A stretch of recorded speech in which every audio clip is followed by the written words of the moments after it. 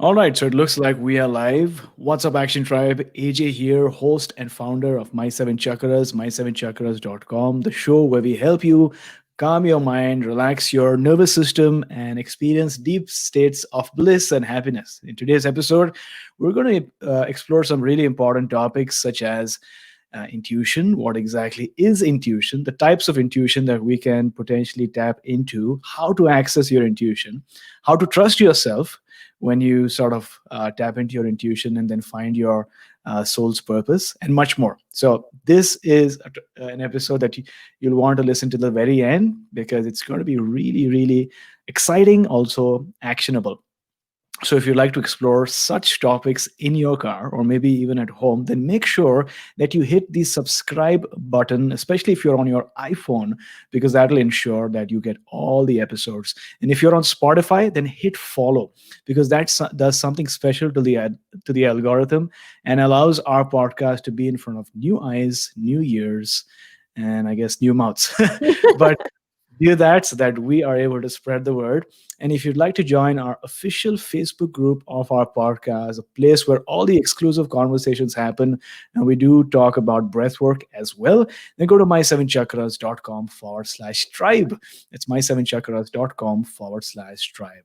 All right. With that being said, it's time to bring on our special guest for today, Kim Chestney. So, Kim is the author of Radical Intuition, a globally recognized innovation leader and founder of Intuition Lab. Her work has been featured or supported by leading edge organizations such as South by Southwest Interactive, Carnegie Mellon University, Comcast, and Hewlett-Packard. While working as a leader in the tech sector, Kim recognized the tremendous role that intuition plays in business and cultural progress and set out on a quest to learn everything there is to know about it. And as a result of nearly decades worth and as a result of nearly 2 decades worth of research and practice, she has developed a powerful system that anyone can tap into to access their inner wisdom in extraordinary ways. So, really, really exciting. And Kim, thanks a lot for joining us.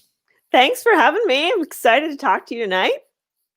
Yeah, me too. It's supposed to be an auspicious night, especially in India, Indeed. because it is Diwali, the festival of lights, and there's actually a transformation going on in India as well. And this started many decades back, because as you know, India and Diwali is associated with firecrackers, but people are becoming more and more conscious as they let go of that external firecrackers and realize the light that is within them. Mm, You know, the lamp within, the essence mhm, within. And I think that's connected to our own intuition, right? It absolutely is. That inner light growing so strong. That's such a beautiful metaphor. And it's a beautiful day for us to be having this conversation because it really all does tie together. Absolutely. So let's start from the very beginning. Where were you born, and what was your childhood like?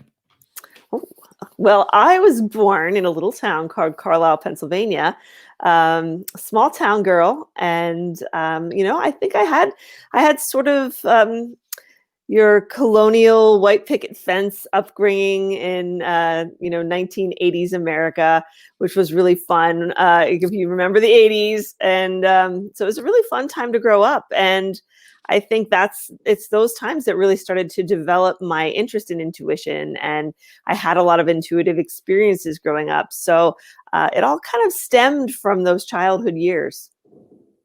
Amazing. And what sort of influence did your family have on your intuitive or spiritual development? Yeah, that's a really good question because a lot of people, we have this talk about intuition. And when it happens to you, intuition can be something that people can either accept or not accept, right? So when you're talking about kids, and it's so important with kids because kids have such a great intuition and they haven't really had it beaten out of them yet. It's one of these things that it's still alive and still so connected. And when intuitive things starts to happen with children, parents can either encourage that or they can create fear and be like, oh my gosh, this is something to be afraid of, or this is crazy. And, so it's, working with intuition in my childhood it was challenging for me because I think coming from a really sort of traditional Christian background, there's not a lot of room for intuition. especially it was more, more of the Protestant. I think in the Catholic traditions, there's more of a place for it with the Holy Spirit and a lot of the mystics. But in my experiences growing up in my little world, there was not a place for intuition. And so it was something I really had to come to terms with on my own, and really facing a lot of fears and a lot of sort of judgment from the people around me. And now they get it. Like, my mom's very intuitive. She inherited from her. I think it is something that we have a genetic propensity to. But I think there's just not that level of acceptance, which in the East, which I think is so wonderful about, Eastern cultures, intuition is so much more integrated in daily life and acceptance. Right? Yeah, that's very true. And I think, like we were discussing before this, India also is going through its own journey of realizing how abundant and vast our own heritage is, and going back to our roots, of realizing that there was so much of wisdom about intuition and the mind and the soul. And so we're going through our own journey as a country, as a civilization. But what comes to my mind is, as I learn more about how children behave, like a child always is looking at his mom or her dad or his dad for approval, right? They're always looking at so it's not so much about the words, but it's also about how the parent reacts to a certain situation or something that is happening around the world, or maybe that micro reaction that can make a huge difference, right? In terms of how the child approaches the world, even as an adult. Absolutely. And those little foundational moments, they and this is, I talk a lot about conditioning. If you read my book or if you hear me talk today, I'm probably going to use that word a lot, because intuition is something that is really a counterbalance to this conditioning that we all get. And we get it from those very first moments with our family and with the people that we grow up with. We're conditioned to think things like, oh, intuition's not real. Or we're conditioned to think like our imagination and our creativity isn't as important as our intellect side, right? So part of really balancing these sides of our brains and really coming into our true being is, stepping away from that conditioning and releasing it. And that can take years, right? Because there are so many layers. But talking about layers, what did you want to become as a child? Well, the first thing I wanted to be was what every kid wanted to be. I wanted to be an archaeologist. Right? Didn't everybody want to dig up dinosaurs when you're like, no, I think like everyone I was talking to, like, oh, when I was a child, everybody just like wanted to dig up dinosaurs. That was my first love. I loved dinosaurs. But I was like in 4th grade. So interesting. Yeah, me too. I also wanted to be a archaeologist, paleontologist. There was this one time that I was at my aunt's home, and I was in the backyard, and I was like digging stuff up, and I stumbled upon a fossil, which I thought was like a proper dinosaur fossil, maybe a T-Rex, or if I'm lucky, a Triceratops. Yeah. But what it actually was the skull of a bull, which is still good. Right? That's still cool. And I got it and brought it to my aunt. And coming back to my first point of, I was looking for approval, but I think my aunt just threw it away. But deep down, I still wanted to be a paleontologist or an archaeologist. And I think what I really wanted to do was to use my curiosity and find and uncover answers, which I'm in a way doing right now by asking better questions, right? Exactly. It's so interesting to know what a person wanted to be as a child, because sometimes there are clues there. Yeah, and it's funny because I was thinking the same thing just before you said it. So we're on the same wavelength. It all makes you wonder if you think that was sort of our first intuitive calling to discover who we are and where we came from and the history, and all our place in the universe. If I had an uncle who was a paleontologist or an auntie who was doing that, and I'm also in the right place because I'm in Vancouver, and in Alberta, you actually have places where you can dig up fossils. That would be pretty interesting, because I'd have my hat on, my safari suit on, and I'll be out in the open just digging fossils. Awesome. Well, I lived in England for a while, and in northern England, and it's so interesting there because there's so many fossils. Like a friend of mine, I lived with her for a while, and she was just planting flowers in her backyard, and she's like stumbled onto Viking relics, so there's so much around, and it was so exciting to see like these little fragments and pots of Vikings that had come to northern England and set up a whole life. And I'm Norwegian, so it also was pretty cool because it's my ancestry. That is so amazing. I mean, I just light up whenever there's any discussion about history or even ancient history, just to know the roots of humanity and where we sort of sprang up from. One of my favorite topics is Gobekli Tepe. Oh, I'm not yes. sure if you heard of course. I watch Ancient Aliens. yeah. But, apart from Ancient Aliens, I want to really interview somebody who is on the field and is showing people around the temples, but also has some provable, evidence-based knowledge that we can uncover. But the other side of the story is sometimes archaeologists and scientists and people, they hang on to their version of the truth, right? Because if there's some new information, then their entire career or what they believed in is at stake. Yeah, exactly. So we don't want to let go of those things because that means like admitting we were wrong, And nobody wants to be wrong. Nobody wants to be wrong. So what did you end up doing in your career? What was like your first career decision early on? Like my first career decision or like my first job? Your first, well, if it's different, then, you can explore and tell us more. There's those jobs you get when you're in high school and those for fun. And then there's like the jobs that you love. And I think, well, my first job that I had like for a significant period of time was, I worked in a health food store. And this was back before there were really health food stores. And it was this wonderful little family run store called Rhubarb's Market in Lancaster, Pennsylvania. And it was this really wonderful time to be there because, I was in college. It was my college job. And I worked there for like 5 years. And, I really got to know this sort of holistic culture, at that point in time. Like, I mean, it was so different. It was just, yoga was just like becoming a popular thing at that point. And I remember I had like chips and salsa for the first time, which was like crazy, right? Because now like all that stuff we have all the time, but it was really a different time. And learning to eat in a way that supports our body and our mind and our spirit was a really, really influenced me and really, I think, set me on this path of where I am today and created this real foundation of holistic living in my life.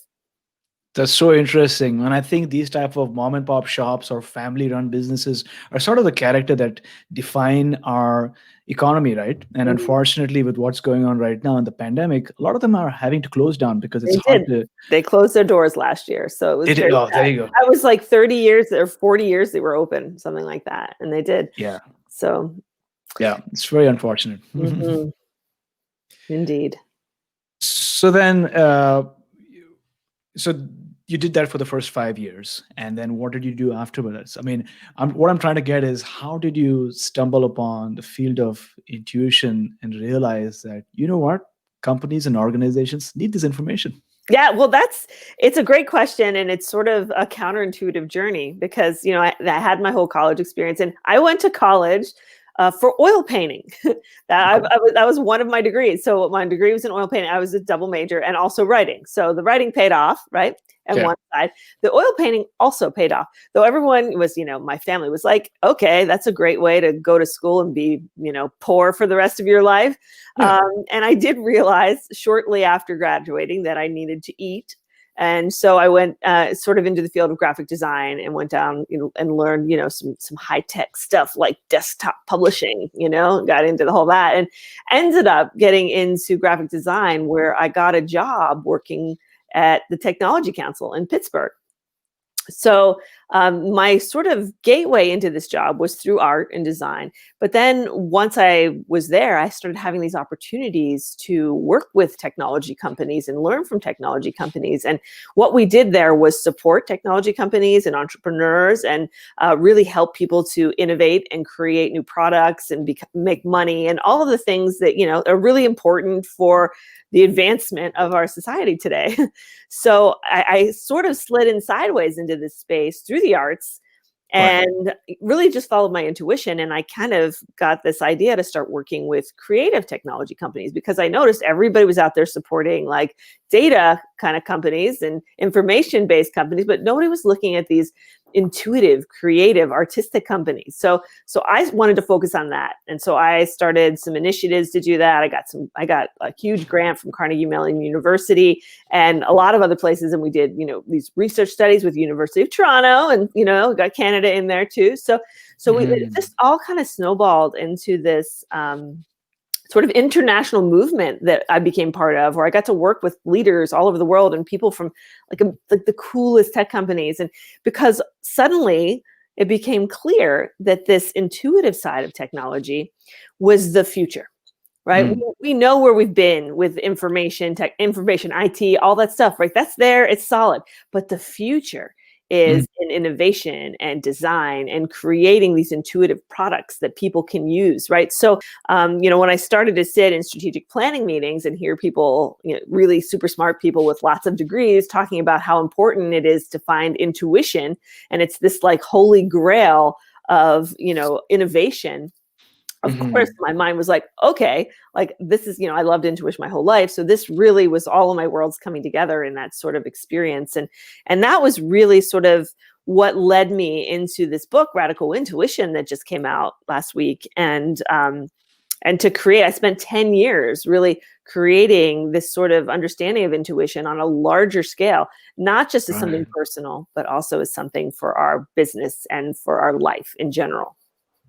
Yeah, that's really interesting. I mean, if you think about it, the role of an entrepreneur is so fascinating, almost miraculous, right? Because what they're doing essentially is they're tapping into a field that is beyond the veil and are accessing this ideas and this wisdom and these hints and these nudges, and then they're translating that, making it more physical, and then giving instructions maybe to their team.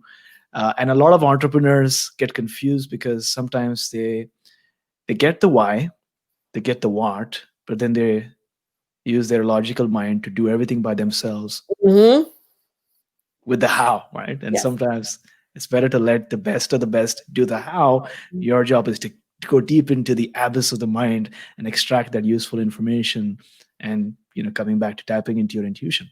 Absolutely. I was just working on the summit that I have coming up that is about we have all these really cool insight leaders, I'm calling, right? We talk about thought leaders, but now I'm talking about insight leaders, people who are visionary, people who are leading the way by following themselves, right? So, one of the secrets we always talk about with innovation is not keeping up with the others, not following others, not staying relevant, but by following yourself and leading the way.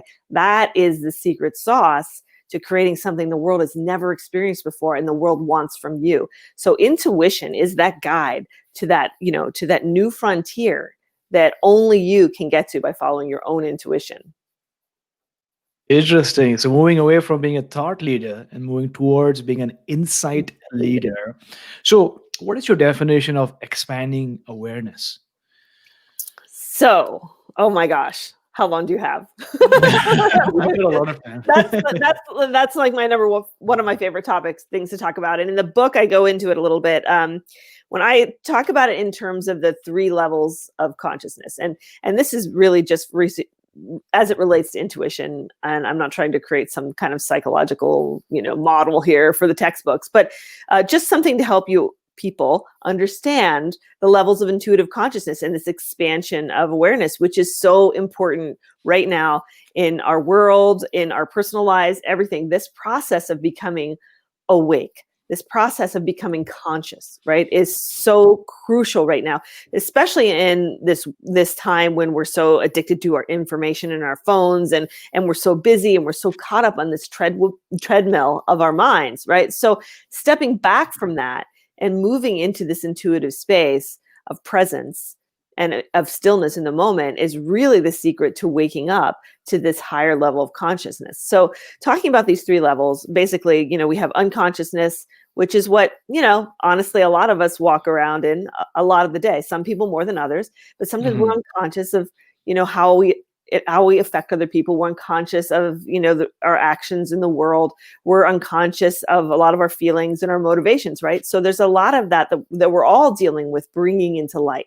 And the more we become conscious of it and aware of it, the more we wake up and naturally start to expand our consciousness and be able to really reach more level of awareness with our intuition. So the higher we raise, the higher we go up, the higher we're able to tap into these higher frequencies of intuition that really are only available in this sort of beyond mind space. So we become conscious, and then we have to become, Paramahansa Yogananda called it super conscious, right? And I love that term because a lot of people think that intuition is something from your subconscious or something that you're not aware of, but it's not. It's something from higher consciousness. It is the highest, most awakened state. When you have an intuition, even though you might not always know the rational reasons around it, it comes from a place of higher knowingness and awareness, not of something that's affecting us from beneath and in an unconscious way. So I could go on about that for hours, but I don't know. Yeah, no, that's really, really exciting. And thanks for sharing this. We go from unconscious to conscious to super conscious. And it sort of makes sense also if you look at the brain waves.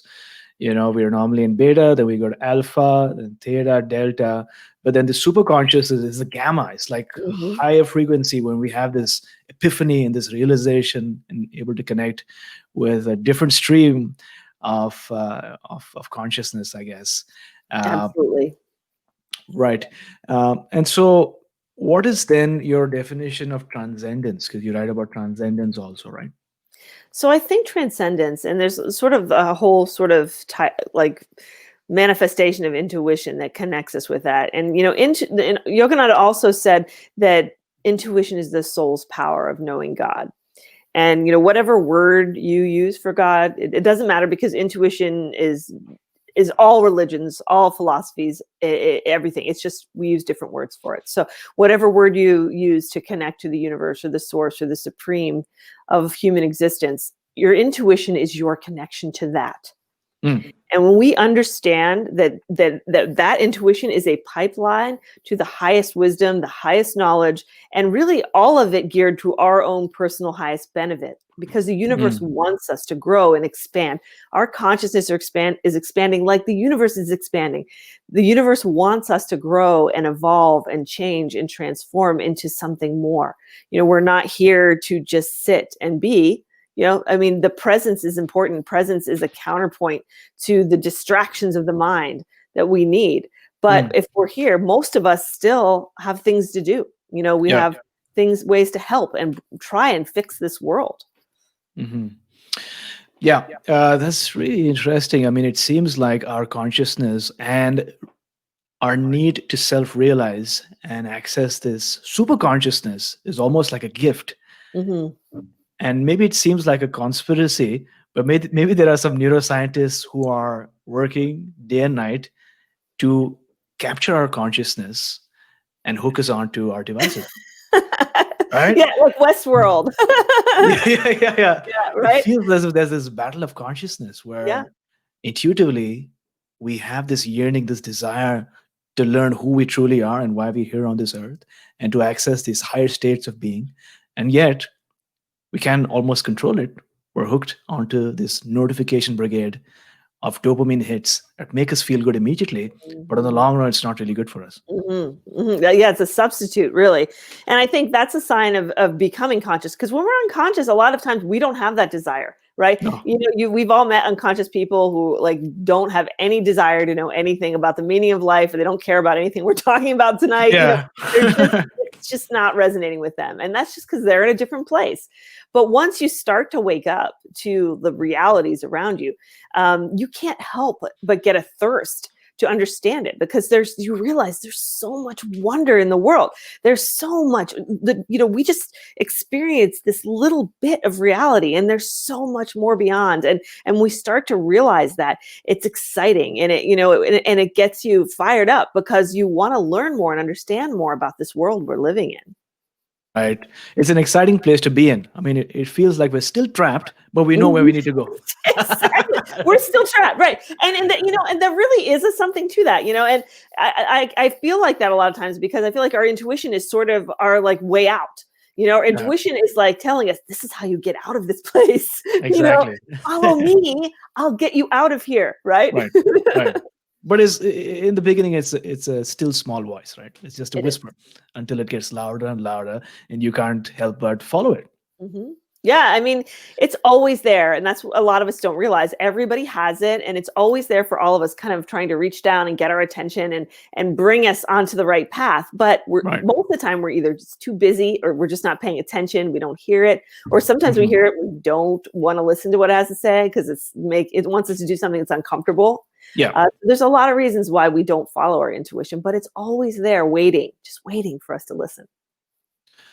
Very true. And if we have a conversation or we go outdoors and we interview people on the road and ask them about the different types of intuition, I'm sure we'll have different definitions and different Exactly. perspectives, right? So, what are some of the different types of intuitions that we can potentially tap into or Yeah, develop? so that was one of the things when I was writing the book, I realized, as I was talking to people about intuition over the years, and I do that a lot because I wanted to gather ideas and I wanted to see what other people thought. And I realized there was just no unified definition. Everybody had a different idea of what intuition was. Some people were saying it's a gut feeling. Some people was like, oh, I just had this knowing. Other people are like this psychic experience or this sensations in my body. And so people just didn't really know what to think of intuition. And that's part of the reason why it's been so misunderstood. It's because it has so many manifestations. So I talk about in the book the 4 intuitions.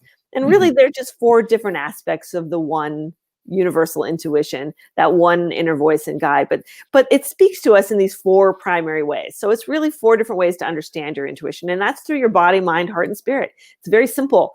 The same 4 cognitive functions that we use to process information from our reality outside of us, we use to process information from our inner reality. So your intuition can speak to you through feelings, through like gut sensations, through knowings, through epiphanies, through inspiration, through creative ideas, through passion, through being moved to do things, or even falling in love. That whole kind of movement feeling is connected to intuitive callings. And then ultimately, like we touched on a little bit earlier, is this transcendent sort of force and drive that intuition calls us to rise up and take to the next level of life and go beyond this world and escape.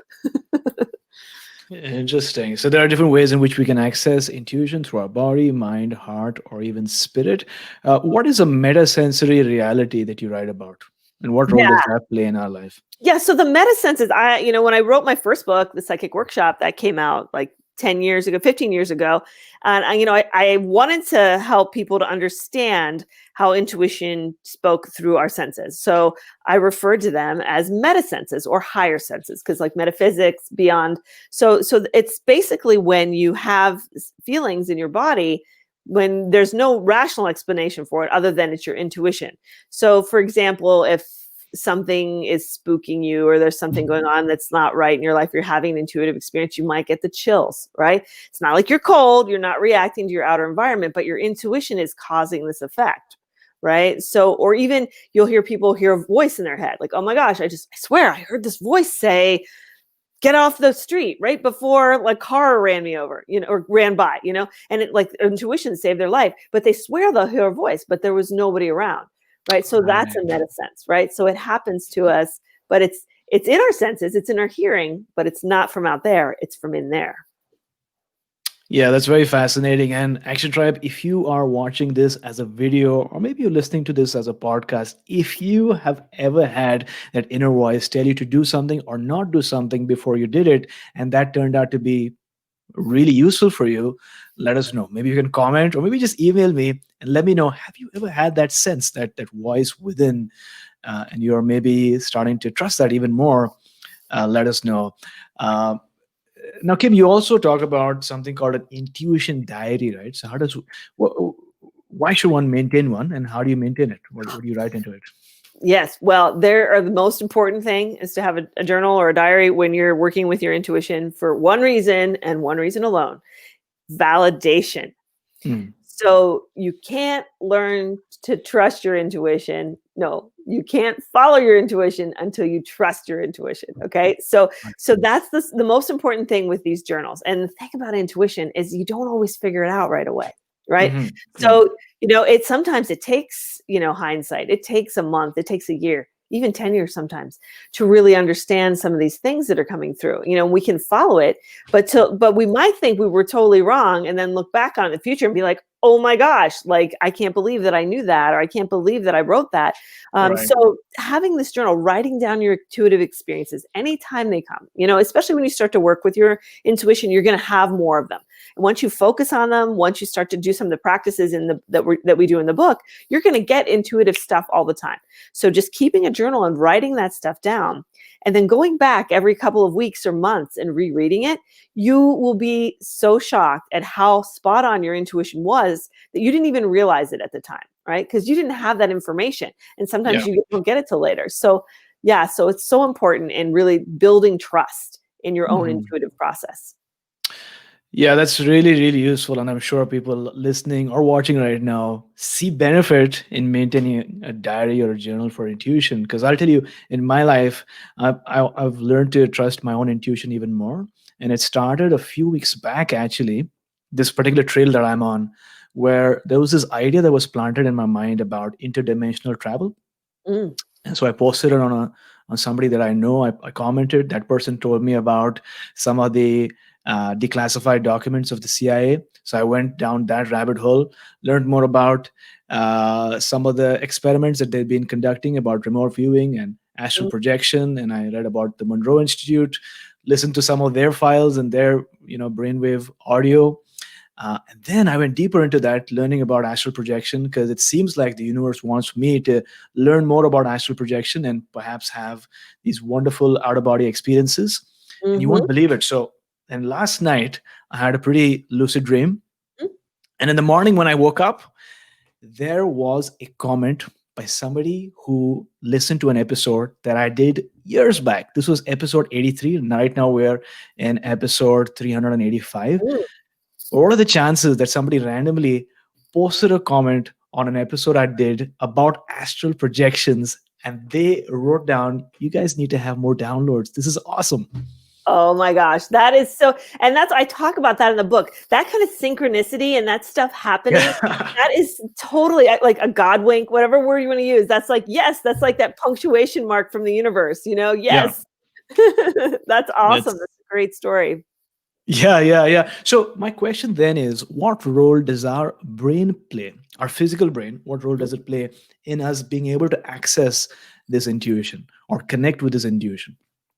So the physical brain, I'm not a scientist, so I'm not even going to pretend to that's not my wheelhouse. Okay. So, but in terms of just understanding things like a regular human, I really feel like, we have two sides of our brain for a reason. We have an intellectual side and we have an intuitive side. We have a creative, artistic side. We have a linear, sort of rational side.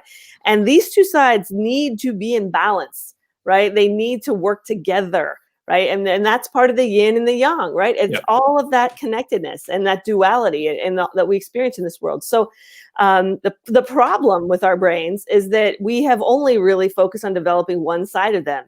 And it's so we're all go to school, we're taught to be smart, we learn formulas, and then our other side of the brain, the kind of artsy side of the brain, the imaginative side of the brain, more often than not, is kind of like, okay, well, that's nice. You can have a couple music or art classes, or you can, have some extracurricular activities, but, it's just sort of bonus, right? But now we start to realize, no, it's not bonus. It's essential.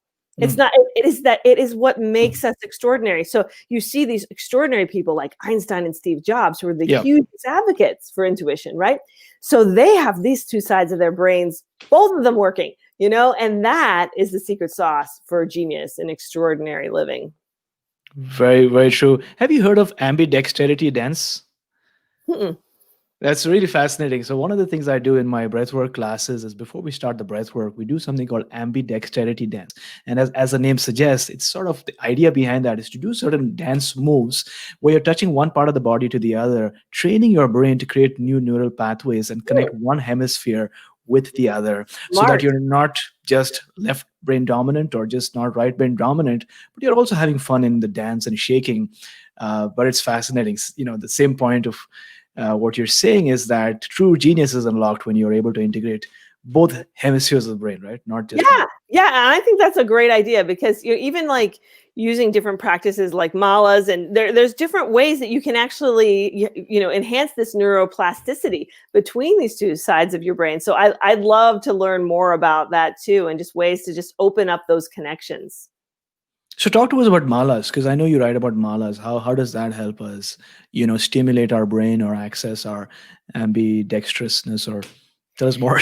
Yeah, so I mean, I look at the mala, as a piece of technology in a lot of ways. Like, it's very simple. It's one of the oldest pieces of technology that we've had, Yeah. and I'm sure you know all about it.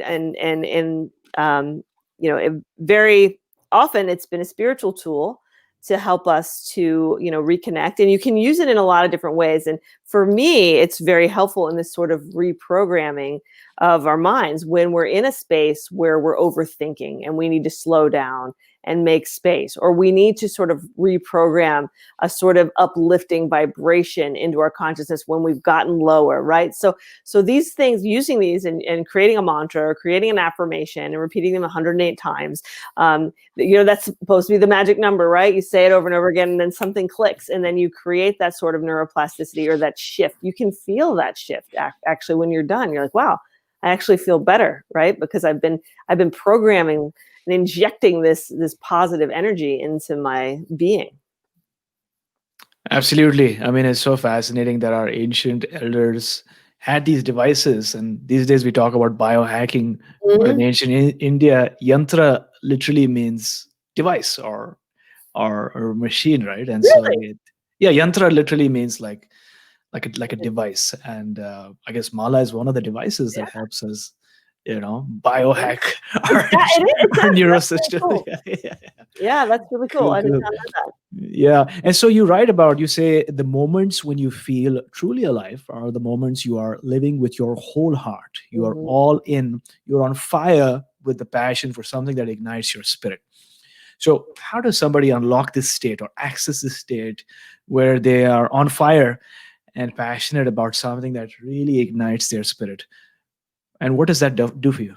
Yeah. So passion is so important, and we think of passion so often in terms of human passion, being in love, but that feeling, that consummate calling and obsession with something, can also be transferred into something that's really meant to transform us and to change us, and then the world that we touch. So to tap into our callings and to tap into this passion within us, we really need to understand our purpose and who we are.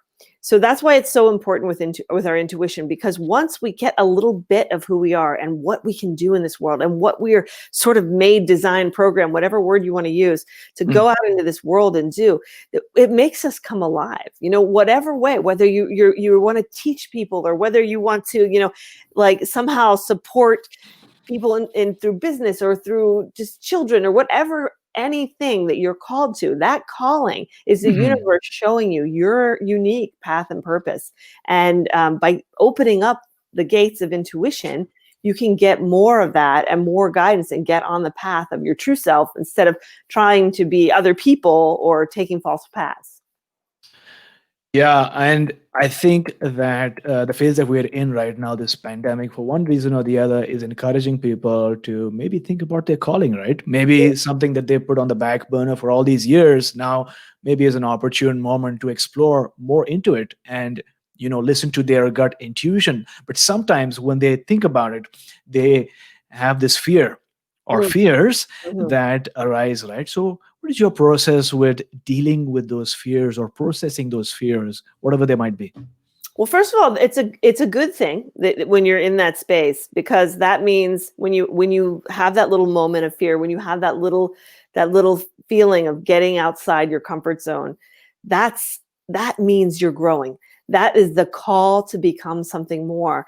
And we all have that. And sometimes we resist it because it's safer to stay where we are, or because we're afraid that we'll fail, or we're afraid that we'll succeed. There's so much psychology wrapped around that. But ultimately, that fear is an indicator that, we're going to try something new.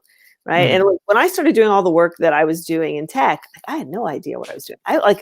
Talk about imposter syndrome. You're like, how can I do this? I don't have a PhD in technology. I don't know anything about this, right? But you got to go with your gut. You got to follow your intuition because it's still a step above all of that. And that is one thing I have learned, working with the people that I have, that intuition trumps everything. You can go to school, you can have 18,000 degrees, but if you don't have intuition, something's going to be missing, and if you do have that intuition and that genius, then that can trump all of those other things. So ideally we want to have both. Ultimately we want to be really smart and really intuitive, but that calling comes to really take us up into that better place. Yeah. I don't know. This is funny, but what came to my mind is intuition trumps everything, but so far it has been for Biden. Oh my gosh, that's so funny. That That just come to your head because that's actually really good. That's good, right? That's really good. Like Right. you're kind of saying for Biden, like forbidden a little. Like is that what kind of we're thinking? Because Yeah, exactly. it has been like It has been. it actually works, right? Yeah. Because I always say that's one of the big things is like why it's the great mysteries of the universe that how the world has taught us that intuition doesn't exist. We've been conditioned to think it's not real and it doesn't exist, and it's the most important thing. Yeah, I should maybe try up stand-up comedy sometime. But That was I don't really know if there was a good joke or a bad joke, but it was a joke.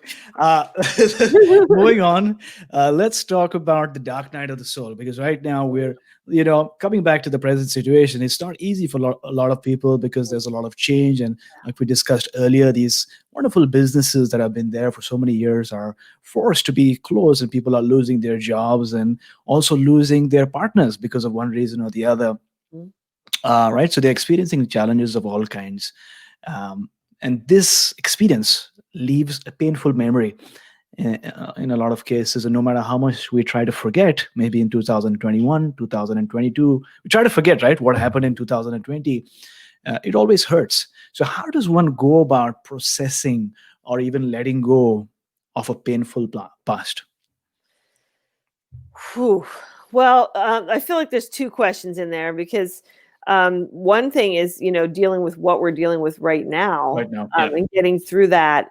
First, I just want to say that, this is a really hard time for a lot of people, and I want to acknowledge that. And I think this is something that none of us ever expected in our life to have to deal with something like this, and especially because of the subtleties of it. Because it's like we're all thinking the world was going to end in 1999 and then like 2012, but we weren't expecting it to have this kind of world-ending thing where it's like horrible, but also we're just stuck in our houses washing our food, and it's just strange. So it's this really strange limbo that we're in, and I think that what we need to understand, and also in terms of the politics that's happening right now, is that we're going through growing pains, and everything that's happening right now, whether it's through the politics or what the earth is telling us, this pandemic is a message for us to slow down, right?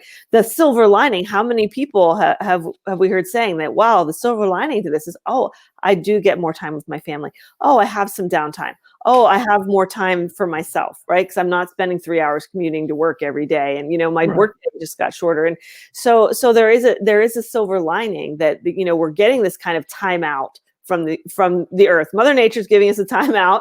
So maybe, we can use the opportunity to the best of our ability to try and, like you said earlier, is maybe use this as a launching pad for something new, an opportunity to grow, an opportunity to shift gears, and really listen to what life is telling us right now, because all of this is meaningful.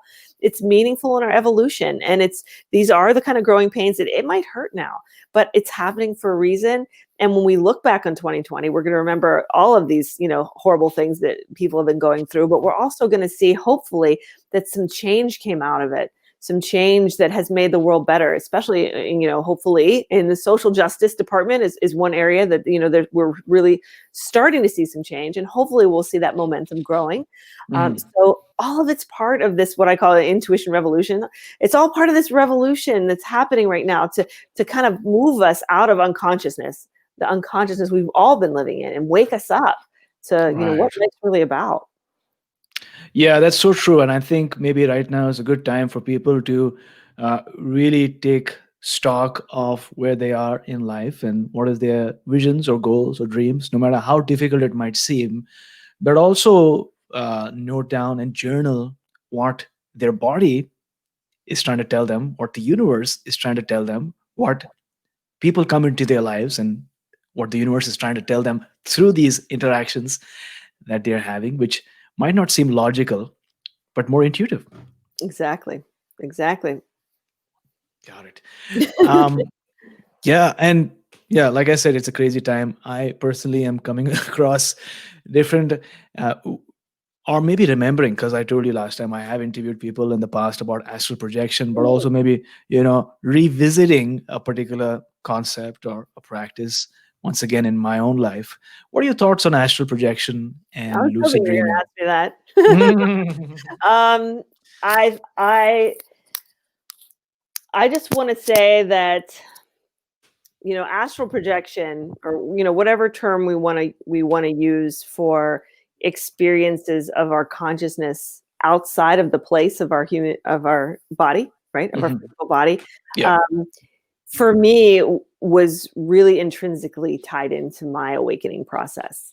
I have had a couple of experiences like that throughout my life. I was interested in it when I was young. I was like, oh, it's so fascinating. But I never really understood what it was. And the times that I had those moments, um, they happened completely unexpectedly to me, and in a sleep state. But almost a little like lucid dreaming, also very much tied in. All of it is tied in. When you start to awaken, you're going to have more of those things happen, because I think from my experience, it's because you're raising that vibration, you're raising your awareness, and that is allowing this expansion of consciousness that goes out into places beyond just here in this little space, right? And I know 100% it's real because I've experienced it. But the really interesting thing to me, and I'd be curious to talk to you and see what your experiences are. But the thing for me that I noticed is when they happened, it always happened to me on days when I was having a really good day. Or I went to bed like feeling either really happy or just had a great day. I was just in a great energy space. Yeah. And and I didn't realize it at first until I noticed the pattern. I was like, wow, I'm like, this happens when I'm feeling really good, Yeah. because it's about this vibrational thing, right? Right. The one time, the most important time it happened to me, I remember laying there literally having to hold myself in. I would Yeah. literally I was just going free. Like I was just going free. And I was like, no, I just have to stay here. Just gotta Yeah. stay, gotta stay. So, Yeah. but it was tied into that joy and that bliss of really experiencing another level of reality. Yeah, that's really interesting. And, based on what I've come across, astral projections and out of body experiences happen when we're in a heightened state of emotion. And that could be positive, Mhm. that could be negative also, like sorrow or trauma or fear, where we're so scared of our own physical body that we want to leave the body. Mhm. And so that could be astral projections. That could be, like in my case, when I had a road accident, when I was literally, you know, jolted away from my physical body. I did not have a specific astral projection, but I do recall objectively being detached Mhm. from my body. I Perceiving the remember world from like a different from a perspective. different vantage point. Right, yeah, Exactly. from a different vantage Yeah. point. That's how it was with me. I was like, the first time it happened, I was looking at, I just remember I was looking at a Monet poster. It's funny because I'm an artist. Strangely, I was in Toronto actually at a friend's house Right. in Canada, and I was looking at a Monet poster on my friend's sister's wall, and I thought, wow, this is so beautiful. And then I had this thought, I'm like, her poster was in the ceiling. Hmm. Like I couldn't Okay. have reached it if I was standing up. And Right. that's when I realized, oh my gosh, something's going on here. You know what I mean? So Right. it's that feeling like, yeah, I was here and I couldn't have seen this from this perspective in any other way. Yeah. That's so interesting. That, I mean, I think astral projection is um, very promising for people who have lost loved ones, to realize that we're not just these physical bodies, that we are, eternal, and we're beings of light. And just because a person, dies physically, it does not mean that they have died eternally. So that's one. But also for somebody who is on their spiritual journey and wanting to let go of need to associate with just this physical self, although the physical self is important, nutrition is important, exercise is important, but not attaching too much to this physical body. That helps as well. Yeah. Yeah, I really think what you really hit the nail on the head. I mean, especially for me, and my experience was, I suddenly realized it was a huge validation for me, right? Yeah, It was exactly. validation that, okay, there's more to life. I am not just this body. I'm something else, right? I'm something else. It was this huge validation, and and this meaningful nature of life, that life goes on beyond the body, and that there's a whole other kind of thing out there. And then once this happened to me, that was the first time it was kind of, whatever. But after the second time, then I started to be able actually to see things, even when I was awake in my body, that were there around that I couldn't have seen before. So that was super trippy. That was when I started to think I was going crazy. But I worked it out eventually. But it was a little scary at first. But you can change your level of perception, and having those kind of experiences, and when it happens in a lower state, when it happens out of a state of fear and a state of of negative feelings, it can also create this awakening. Like Eckhart Tolle talked a lot about, his awakening came from like so much suffering, and he wanted to die, and he just went to this extreme, and it broke through. So it can happen either way. It's very, very true. And my question is, what are your thoughts on different dimensions? Because there are so many perspectives to this, right? Some people say that there's no past, there's no future, but the past and future are happening right now. Some people say that we have parallel realities, like an Aditya who became a paleontologist based on certain decisions that I've taken, and that sort of creates an inflection point in two potentialities, one happening in a different reality, the other happening right now. What are your thoughts on different realities? Yeah, I think about this sometimes, and I go back and forth. I mean, I'm intrigued. I'm just gonna say I'm intrigued by the multiverse. I'm intrigued by the potentiality, and I wonder, if there isn't just sort of, all of this different potential and all these different outcomes, and we're just kind of, with our free will, choosing which life that we're going to create from our own journey and our own experience. And, maybe there's an infinite number of other Kim Chestneys out there, and I'm just this one, and this is the one I'm making. And, we all are creating our own unique lives. And, but it really does, it really does make you want to think. And I talked with Jesse Schell in the summit that I was talking about earlier, that we have, the Intuition Revolution Summit, that you can sign up for now on my website. And he was on with Morgan Freeman and Through the Wormhole, because he's a game designer, and the whole episode was on whether reality was a simulation. Right. And to me, this really is where I think something that resonates is that we're realizing that in a lot of the ways that reality is like a simulation. And there was some article that came out like a couple weeks ago. It's like 50% of scientists now agree that like reality is a simulation or something. So I was like, what? So it's really interesting that this idea is becoming more and more mainstream, that, and if it's a simulation, how do multiverses play into that? Right. So it's kind of like, that's totally factual. I mean, I totally resonate with what you're saying. And if somebody, it speaks to people who listen to this podcast as well, right? It's only that they understand these concepts that they even listen to it even more. Otherwise, they'll just tune off and listen to some other podcast. And it's true, a lot of people are realizing that maybe this is a simulation. And even if you look at our cells at an atomic level, we're 99.99% space, right? And the example that I like to draw is, if you go to Las Vegas, and there are so many big fountains, right? And if you look at the fountain for like 1 kilometer away, it almost seems as if it's still. It's just this shape. But if you actually go closer, you'll realize that it's not still. It's water that's, going up and down. And there are different particles of water droplets that are actually making this journey up and down, right? So it's just this perspective shift that you have. It's all relative, right? It's all relative. Yeah, I remember when I was in my first like physics class in college, and they're just like, all of your cells are really empty space, and Yeah. you're like, what? How is that possible? Yeah, yeah. Yeah, it's so intriguing. I mean, so you write about these three concepts: serendipity, synchronicity, and coincidences, right, in your book. So what are the differences among them? And maybe if you can talk a bit about that. Well, they're all like a little bit of column A, a little bit of column B. So, I think all of them are different. They're all together are different sort of manifestations of our relationship with our intuition and our intuition manifesting in the world. So, for instance, one of the things you hear people talk a lot about are like angel numbers, or, people will look at the clock and it'll be like 11:11 every day, right? They see it. Well, why do you think you're looking at the clock at 11:11 every day? Mm, Because your intuition drew your attention to it, yeah, right?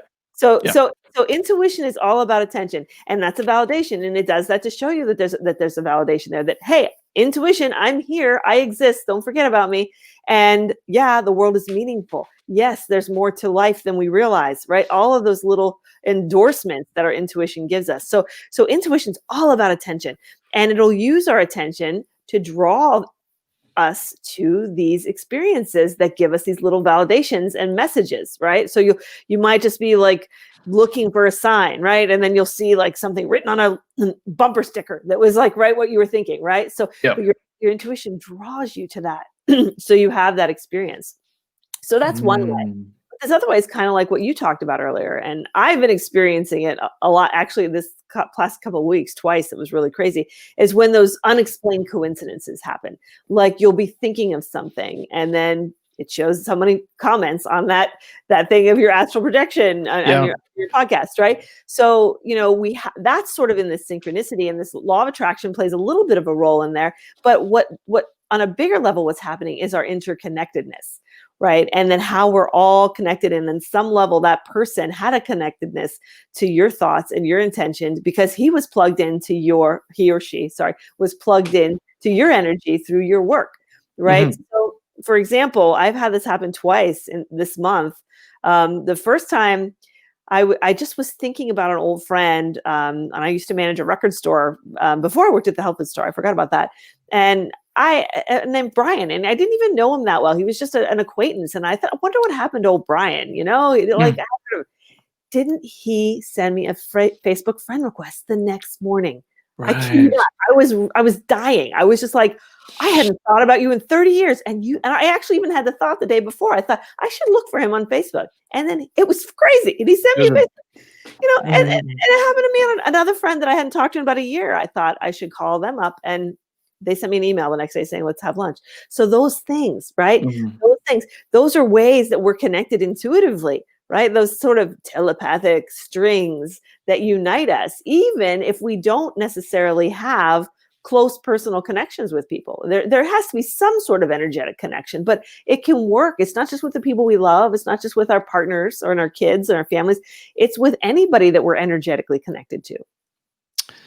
Yeah, that is really, really awesome that you say that because, I mean, the metaphor that I like to draw is when I was a kid and the way children play in playgrounds is, people decide, do you want to play? And so people get together. Okay, you want to play a game? Let's decide. And then we select teams, right? Yeah. And it feels as if the universe wants to express itself, but, the universe wants to get to know itself. And in doing so, it's recruiting people for this game that we are playing. Mm, And depending on who wants to play this game, people express their intention. So there's a calling, there's a seeking that I love happens, it. and then there's a confirming that also happens, right? So and you write about this in your book also. There's a seeking where you send out intentions, and only those people who have sent the intention, like your friend maybe Brian, wanted to partake in this game that you were wanting to play, and through some synchronicity, some connection, he tapped into this Exactly. this information. So Exactly. And it wasn't even anything that was profoundly spiritual. Like I didn't no, need to reconnect with him like for anything. We just said hi and wow, that was really crazy. And now yeah. we're friends on Facebook. That's it. Right. It was actually the act of having Mhm. that synchronicity happen that was important. Right. And it's Yeah. that little reminder for each of us that wow, life is more meaningful than we remember, right? Just a reminder that everybody is connected and that thoughts matter, right? That's the other thing. I'm thinking about this and he wants to play the game because he's connecting his thought. Well, how do all of our other thoughts affect people, right? How do our negative thoughts affect people? And like, how are other people's negative thoughts affecting us? So when you start really getting into the harmonics and how all these different energy frequencies really interact with us, then there's a lot to unpack there. Oh, absolutely. I was just listening to a podcast where there was somebody who is an expert at sound healing, was talking about how our thoughts create a certain vibration. And although it's not audible to the human ear, it's still a vibration, it's still a sound. And it's as if our cells are singing a song. Because if you amplify that vibration, you can actually hear a tune.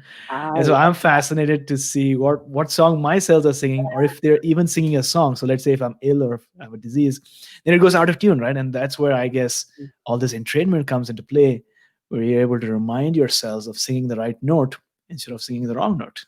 I love that. And I think that also plays into like those first impressions and when you vibe with people or don't fight, like your songs don't go together, you know what I mean? Yeah. Like your song's not jiving with my song. And yeah, I love that. Yeah.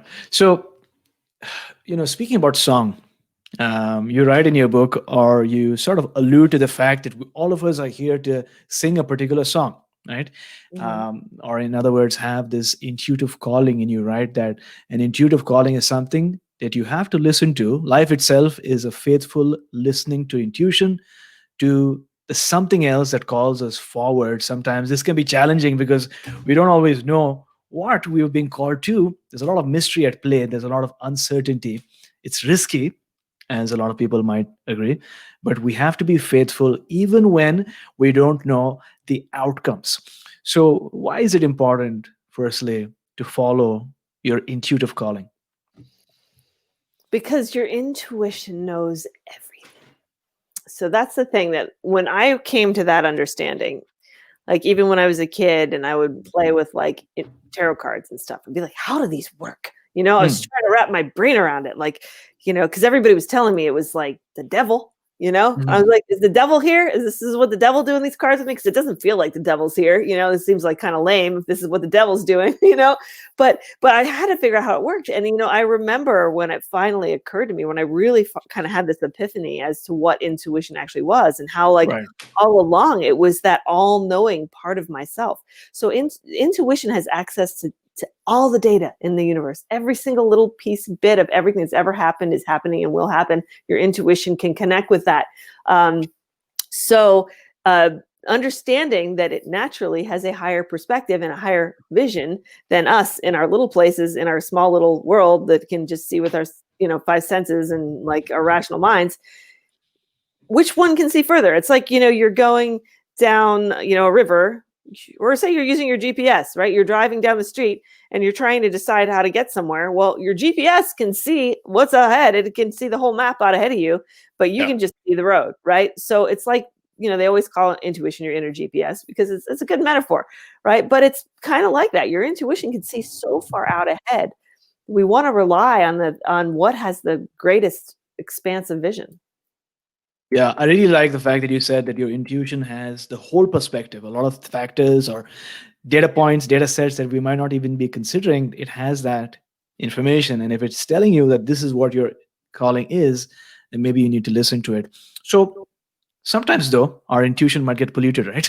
Yes. Or might get muddled or fuzzy. So what are some factors that sort of affect our intuitive clarity? So people always ask me like, well, what happens when my intuition's wrong? And I said, well, your intuition's never wrong. We're wrong. We get confused. We didn't get the message right. Something was lost in translation, but intuition is truth. So intuition will never be wrong. So our job is to get it right and to understand what it's actually saying. So there's a lot of things that can kind of muddy that signal.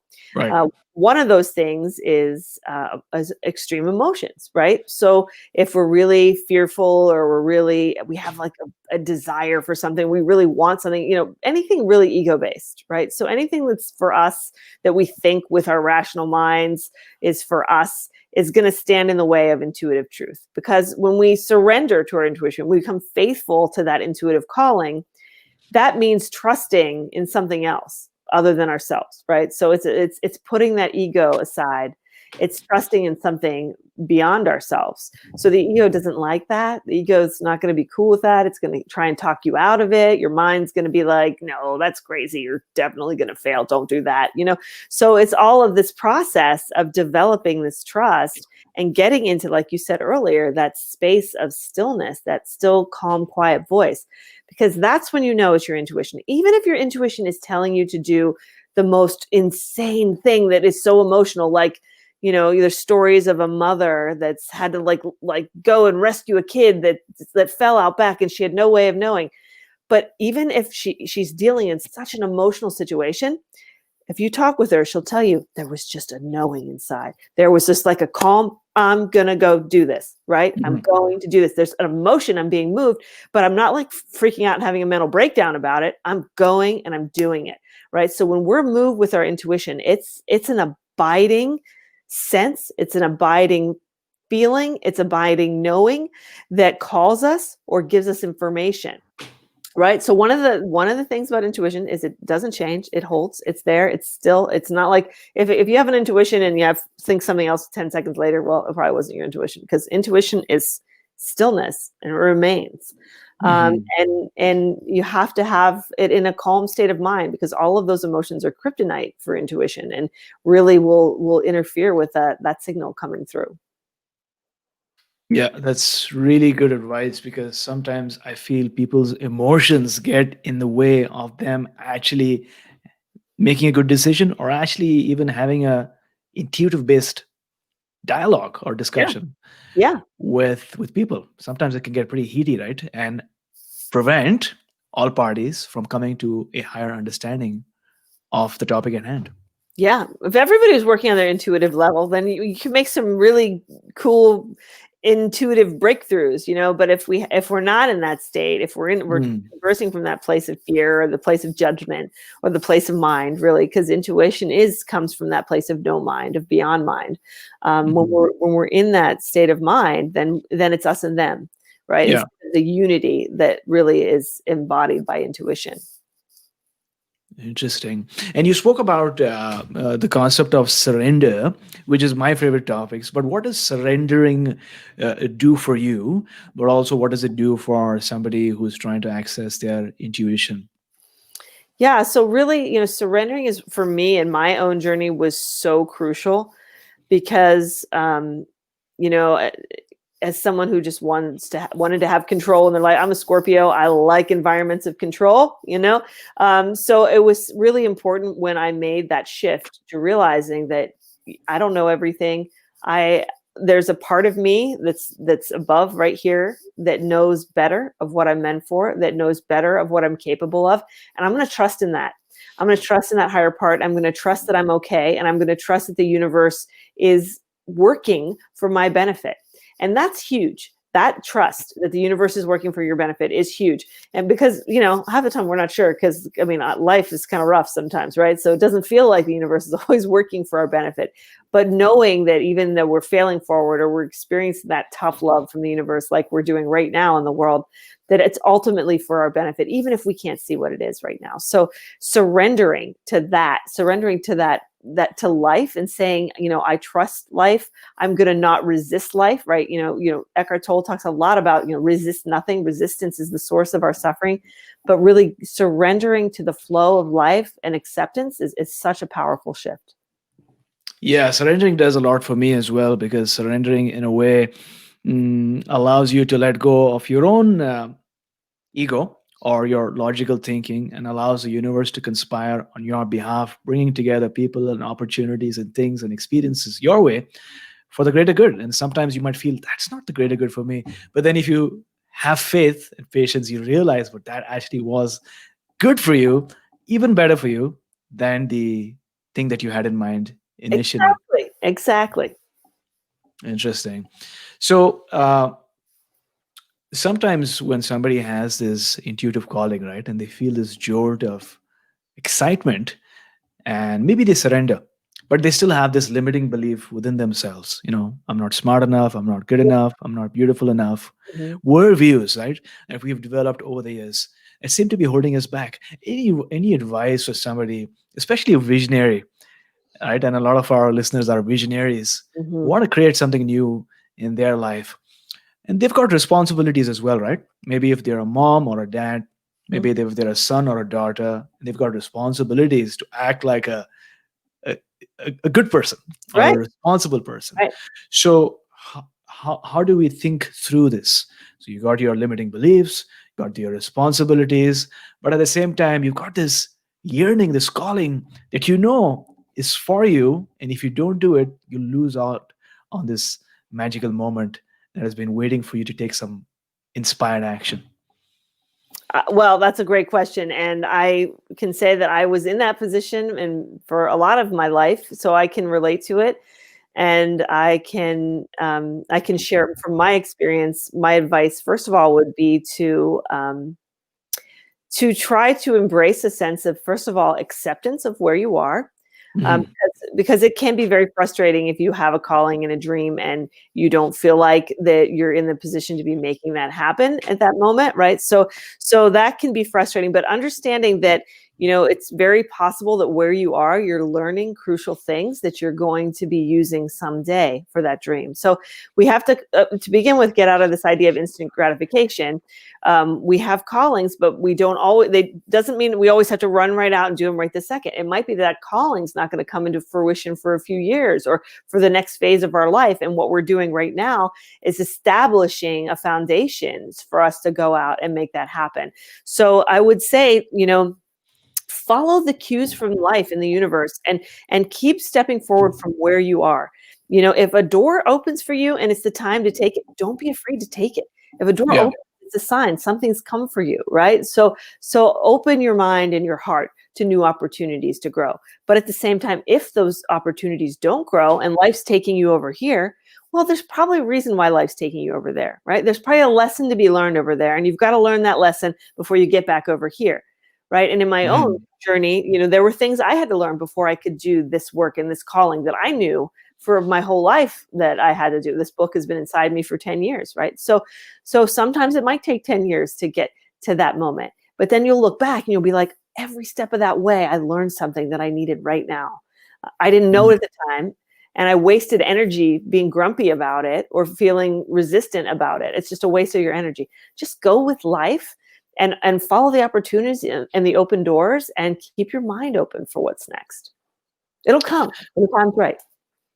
Yeah, that's very profound because a lot of people look at successful people and they say overnight success, but they don't realize that that person has been putting out YouTube videos or writing blogs Mhm. or, experiencing small failure to small failure and Failing forward. then failing forward and being in a state of acceptance. And then finally that opportunity arrives. So, speaking about that same door, right? You said that sometimes life presents us a door and we have the Mhm. option to either open it or not, or, wait.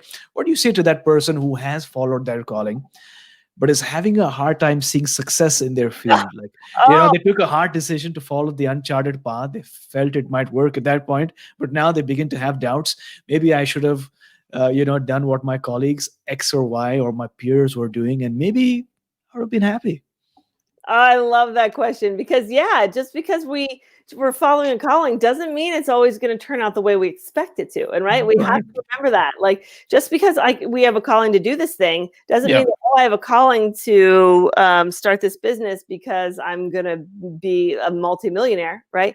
You Mm. might have a calling to start a business because that business is going to lead you to make a connection with a certain person, or because that business is going to teach you something about yourself, or maybe it's even a new opportunity to fail forward to the following business after that, right? So we don't know. And then it gets back to that same old thing with that GPS. We can only see what's right in front of us. So we have Yeah. limited vision, but our Yeah. intuition doesn't. It has those high beams and it can see so far ahead.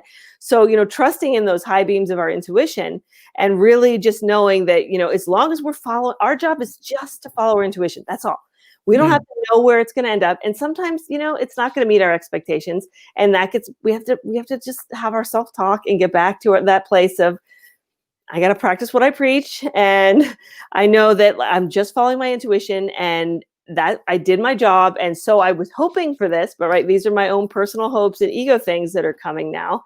Right. So we have to check ourselves because we probably had a lot of hopes and stuff wrapped around those dreams. But our intuition is taking us somewhere for a reason. So we just have to trust in the process. Right. Yeah, that's so useful actually for somebody listening to this show right now, who's wanting to have this beautiful vision or this dream that they want to unleash. And my point of view is, just as you're saying, we don't have control over the timeline a lot of the times, because it's not just about achieving the goal, but it's about becoming that person who gets the goal, right? It's about personal transformation firstly. And maybe it's not about achieving that goal. Not all goals are worth your while for achieving. But it's about you might not have wanted it anyway, right? Like you sometimes might not have wanted anyway. something, and then you get there, you're like, whoa, this isn't what I really wanted, Yeah, exactly. And what I'm saying is, fall in love with the pursuit, right? Exactly. Fall in love with the happiness that you get from pursuing the goals. Because a lot of people who I've spoken to who have achieved the goals, they don't really feel that sense of accomplishment as much as day in and day out, yearning, when am I going to get that goal? And sometimes when you fall in love with the pursuit, like right now, I used to have this goal of, when will I get to that, number of downloads in my podcast? When will I have this beautiful large studio like Joe Rogan and have like an assistant who's going on to Google and doing all the research? But then I realized maybe it's not about that. Maybe it's about having a great time with Kim right now, this very moment, talking about consciousness and intuition. And then the things that you're learning from the whole process, right? Like the things that you take away from such a wonderful exchange of ideas. And I love that. That's exactly it, right? We have to like live in the moment. And it reminds me what came into my head when we were talking about this, because, being an oil painter and I was, working with my first painting class in college, and it was an abstract painting class, and we just had to make marks. I was like, well, this is like, no, you're enjoying the process. You're living and creating the process. You're experiencing the process. It doesn't matter about the outcome. It doesn't matter about what you're doing. It was really this metaphor for life. Do we want to go through all of this just for this outcome, or are we going to just experience it and live in the moment as a meditation or a spiritual practice of itself? Yeah, what comes to my mind is a Morgan Freeman quote. I think you mentioned Morgan Freeman a while back. I think he said something along the lines of, a painter paints, an actor acts, a dancer dances. That's it. That's it. You're right. We do it, and do it because you love it. And if you don't love it, then, maybe step back and wonder if that's, the right thing to be doing. Interesting. So for somebody who's listening to this show right now or podcast right now, what are some ways in which one can hone and now strengthen and fine tune their intuition? What advice do you have for them? Well, I always tell people the first thing I say, and if you go to my website, I have a little book called The Wake Up Your Intuition Guide. It's a 12-page guide. It's free. You can just download it, and it goes into what I'm going to say in like a much deeper detail and gives you like exercises and stuff. But the first thing that I tell everybody is, if you want to develop your intuition, the first thing to do is to slow down and create more space in your life, because your intuition is there. Your intuition wants you to listen to it. But chances are, if you're like everybody else in the world, like us, you're really busy. You've got a million things on your calendar. And anytime you have like a minute of downtime, you're probably looking at your phone, right? So take your phone away, carve out some white space, go for a walk, go for a run, go, take a bath, meditate, whatever it is that you love to do that just creates space in your life for your intuition to come in, right? Because how many times have you had those like epiphanies when you're in the shower or driving in the car, those times when your mind is uninterrupted, right? So we have to get those sort of hamster wheel thoughts out of the way so our intuition can come in and speak to us in that stillness, So mindfulness, getting in that stillness and presence is really the foundation of building this culture of insightfulness and intuition that can guide us 24/7.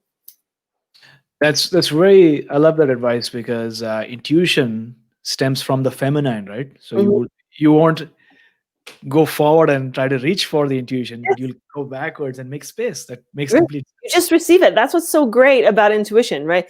And the mind, we've been busy using this side of our brain. The mind is think, think, think. It's active, Yep. deduce, Active. figure it out, right? It's very active. Whereas with intuition, all you have to do is open up to it and it just comes to you. It's like magic. You don't have to work for it. You don't have to go out there and figure it out. You just have to receive it.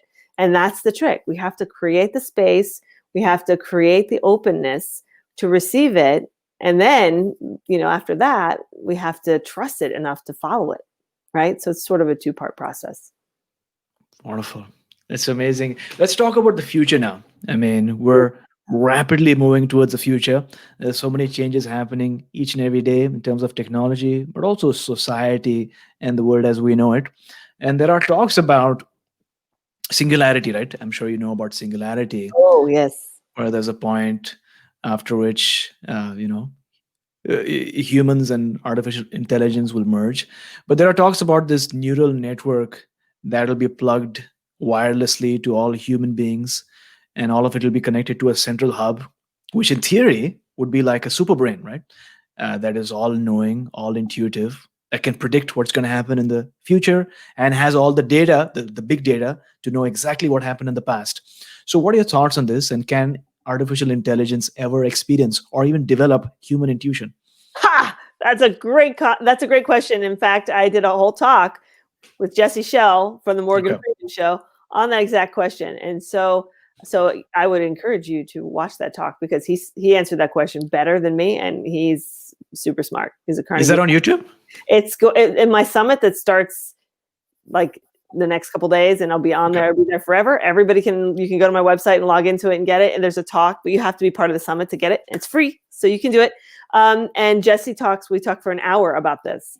And it's one of the most amazing conversations I've had because Jesse is so smart and in a way that I just don't understand machines or technology. And he worked for Walt Disney. He's done amazing things with technology over the years. And so his answer was surprising because I asked him that. That was the question. I said, Jesse, will machines ever be able to have intuition? Because in my mind, I'm like, intuition is what differentiates us from the machines. It's what sets us apart, right? And his answer to me was, all machines have is intuition. Okay. Oh, so unexpected. Check that. And I was like, really?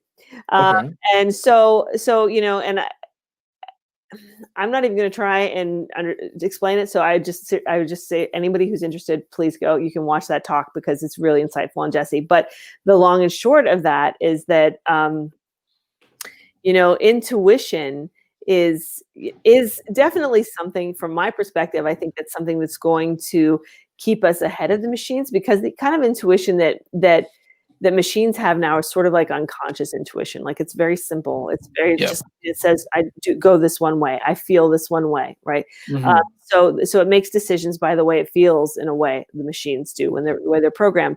So, but we're capable of a much, much vaster kind of intuition. And so that I do stand by my theory that, it is going to be the thing that sets us apart from the machines in the future because it's the place where we're ahead. It's what we can do better. They process information better, but we can still do intuition better.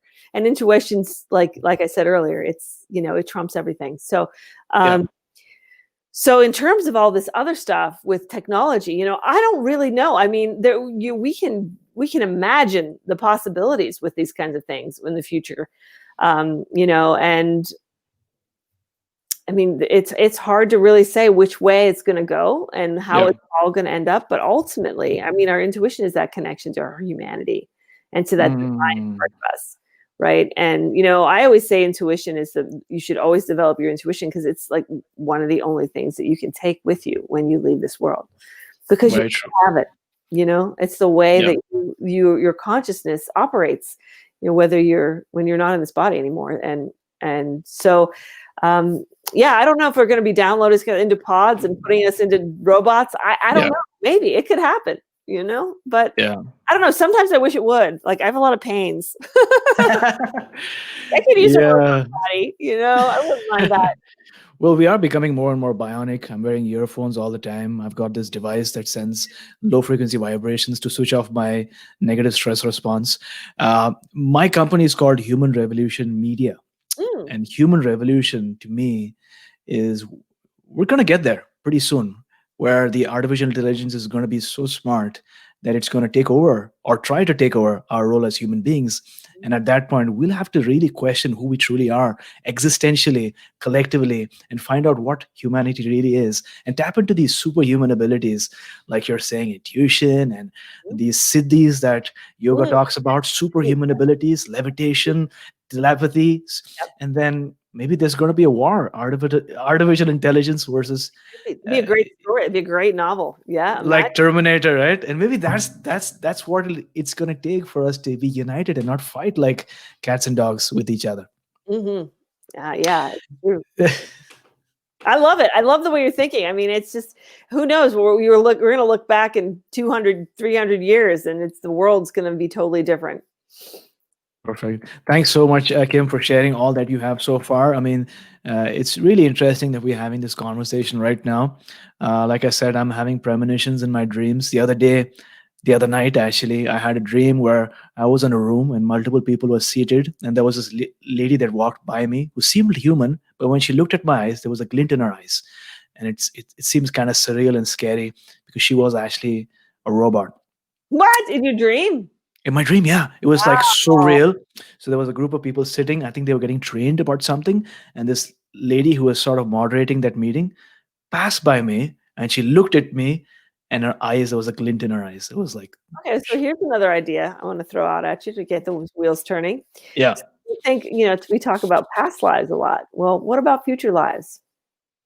What about yeah. remembering the future? What about intuitively experiencing the future, right? So when you think about robots, something to kind of like put in there when you're having those experiences, and what if that was a vision of the future? What if that was a connection to the future, just in the same way we connect with the past with a lot of our things? So I'm just waiting for Arnold Schwarzenegger to say, "Get in the chopper." So, Action Tribe, I hope you enjoyed today's session. Sometime in life, we have this sense of feeling blocked, right, and unable to move forward. And while there might be many reasons for you feeling stuck, sometimes it's just our analytical, logical mind that can make things hard for us. The logical mind is all about connecting the dots and making projections based on past successes or failures. In such a situation, what we really need to do, maybe, is to dive deep into our intuition and open up to a new sense of possibility for you and for the rest of humanity. Because as Carl Jung once put, intuition is perception via the unconscious that brings forth ideas and images and new possibilities and ways out of blocked situations. And with that being said, it is now time for the wisdom round. 4 questions so that our listeners can take note and take action. So, Kim, what is the best piece of advice that you have ever received? So, hearkening back to my oil painting days, my painting teacher drilled this phrase in our heads when we were making our artwork, and it totally applies to life. And I've been saying it ever since. It says, "Better to risk destruction than live with a compromise." Wonderful. And so think about that, every day when you're taking those chances or getting outside your comfort zone. Because when you're painting a picture, you can just kind of give up and be like, oh, I'm just going to compromise. It's, there's that mistake there that's you're just looking at and something's not right. But you're like, yeah, I might mess it up worse if I try to fix it. So I'm just going to leave it. But you're going to look at that painting for the rest of your life and you're going to see that mistake. So you go in there, and it's better to go in and mess it up to fix a mistake than live with that mistake forever. And if you could turn back time and spend 1 hour with someone who is living or dead, who would it be? Oh my gosh, Paramahansa Yogananda for sure. Got it. And what is it one thing you do in the morning or maybe in the evening that has improved the quality of your life? Listening to my intuition. That's the best time, right when you wake up in the morning before you go to bed. Those little insights just pop right in. That's amazing. And there are 3 or 4 listeners that have been listening to our entire conversation. To whoever you are, firstly, put on a comment and let me know who you are. But thanks a lot for listening to the entire conversation. I really appreciate it. Yeah. Maybe one is my mom and the other is my dad. uh, That's maybe my mom too. Maybe it's our moms. yeah. If you could recommend one book for our listeners, what would it be? Really, I think one of the most influential books for me, and really actually for anybody who wants to work with intuition, I would recommend The Power of Now by Eckhart Tolle. That book, that mindfulness, that place, understanding that work is a foundation for intuition work. When you've gotten that, when you've wrapped your brains around that and you've made your peace with that, then you're ready to move into insightfulness past the space of mindfulness. Action Tribe, would you like to receive this book for free?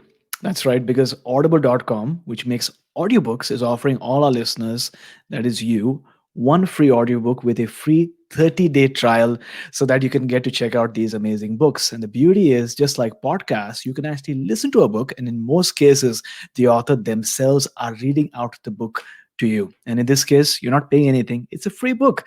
So make sure that you claim your free credit. The Power of Now, get it online, and they've got numerous other books as well, but The Power of Now by Eckhart Tolle. Go to my7chakras.com/free book. My seven is a word, my7chakras.com/free book, and start listening.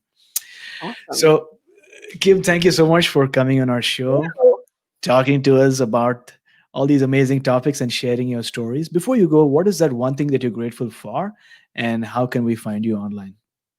Well, right now, honestly, I'm just grateful to be healthy and to have a place to live and do this kind of work and reach people, because it's a crazy time. So I'm thankful for every little bit of peace that we have in this world right now.